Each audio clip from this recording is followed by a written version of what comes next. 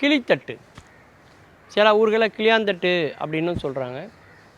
இந்த விளையாட்டை பற்றி தான் தெரிஞ்சுக்கொள்ள போகிறோம். தமிழர்களுடைய பாரம்பரியமான விளையாட்டுகளில் மறந்து போன ஒரு விளையாட்டு இந்த கிளித்தட்டு. இன்றைக்கும் யாழ்ப்பாணத்தில் இந்த விளையாட்டை நம்ம பார்க்க முடியும். வயல்வெளிகளில் பார்த்திங்கனாக்கா நல்ல விளைந்திருக்கக்கூடிய அந்த நெற்கதிர்களை தானியங்களை எல்லாம் சாப்பிடுவதற்காக கிளிகள் பறந்து வரும். அப்படி வரக்கூடிய அந்த கிளிகளை துரத்துறது ஒரு பெரிய வேலையாக இருக்கும். அப்போ அவங்க உள்ள உழவர்கள் என்ன பண்ணுவாங்க அப்படின்னா அதை துரத்தி கொண்டே போவார்கள். அப்படி அந்த கிளிகளை தட்டி விடுவதனால, துரத்தி விடுவதனால அதுக்கு கிளித்தட்டு அப்படின்னு அதுக்கு பேர் வந்திருக்கு.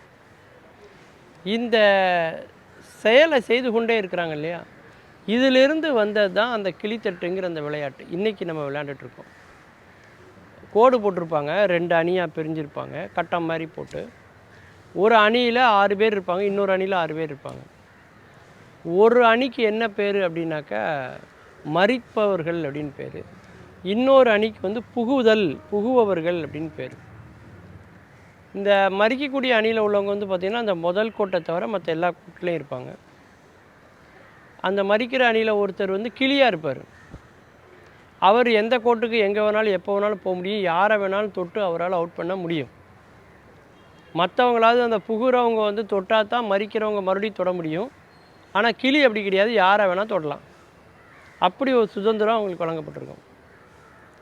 இதுதான் அந்த விளையாட்டு.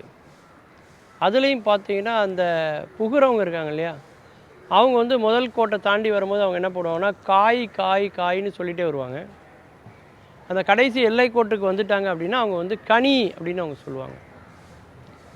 அந்த மாதிரி காயிலிருந்து அவங்க அந்த கனிக்கு போயிட்டு மறுபடியும் திரும்ப இதே இடத்துக்கு வந்துட்டாங்கன்னா அவங்களுக்கு 1 புள்ளி அப்படின்னு அவங்களுக்கு வழங்கப்படும். இந்த மாதிரி யார் அதிக புள்ளிகள் எடுக்கிறாங்க, யார் எதிரணியில் நிறைய பேரை அவுட் பண்ணுறாங்க அப்படிங்கிறத வச்சு இந்த விளையாட்டில் வெற்றி தோல்வி என்பது கணிக்கப்படுகிறது. அந்த அளவுக்கு பட்சிகளிடமிருந்து ஒரு விளையாட்டை கற்றுக்கொண்டவர்கள் தமிழர்கள். அந்த பட்சிகளும் கூட பார்த்திங்கன்னா எல்லா இடத்துலையும் எல்லா பட்சிகளும் வந்துடாது.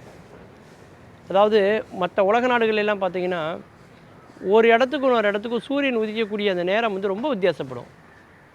ஆனால் இந்தியா போன்ற தேசத்தில் பார்த்திங்கன்னா டெல்லியிலேருந்து, கல்கட்டாலேருந்து, மும்பையிலேருந்து, சென்னையிலலாம் சூரியன் உதிக்கக்கூடிய நேரம் பார்த்திங்கன்னா ஆல்மோஸ்ட் கிட்டத்தட்ட ஒன்றா தான் இருக்கும். கொஞ்சம் தான் வித்தியாசம் இருக்கும். அதை எடுத்து ஆவரேஜ் பண்ணி பார்த்திங்கன்னா ரொம்ப கம்மியாக தான் இருக்கும். ஆனால் மற்ற நாடுகளில் அப்படி கிடையாது. இதே மாதிரியான ஒரு சூழலை வேறு எந்த நாட்டில் பார்க்கலாம் அப்படின்னா இலங்கையில் நம்ம பார்க்க முடியும். அதனால தான் பார்த்திங்கனாக்கா இந்தியா, இலங்கை போன்ற நாடுகள் எல்லாம் பார்த்திங்கன்னா இந்த மாதிரியான சூழ்நிலை நிலவுறதுனால தான் பல தெய்வீகமான மூலிகைகள் எல்லாம் இந்த மண்ணில் பிறக்குது. அதனால தான் அந்த மூலிகைகளோட தொடர்புடைய ஞானிகள் பல பேர் இந்த மண்ணுக்கு பல ஞான உபதேசங்கள் பெறுகிறாங்க. பல ஞானிகள் இங்கு தோன்றியிருக்கிறார்கள். பல ஞானிகள் வெளிநாட்டிலிருந்து இங்கே வருவதற்கு காரணமும் அந்த சீதோஷமான அந்த சூழல் நிலை தான் நிலவுது அப்படின்னு சொல்லலாம். அப்பேற்பட்ட இது இருக்கிறனால தான் இங்கே பல பறவைகள் வாழ்கிறது, பல வெளிநாட்டுகள்லேருந்து பறவைகள் வருகிறது. அந்த பறவைகளிலிருந்து நமக்கு பல விளையாட்டுகள் வாழ்வியலுக்கு கிடைக்கிறது அப்படிங்கிறதையும் நாம் தெரிஞ்சுக்கிறோம். மீண்டும் பல புதிய தகவல்களோடு அதில் அறியப்படாத பக்கங்களோடு உங்களை சந்திக்கிறேன். நன்றி, வணக்கம்.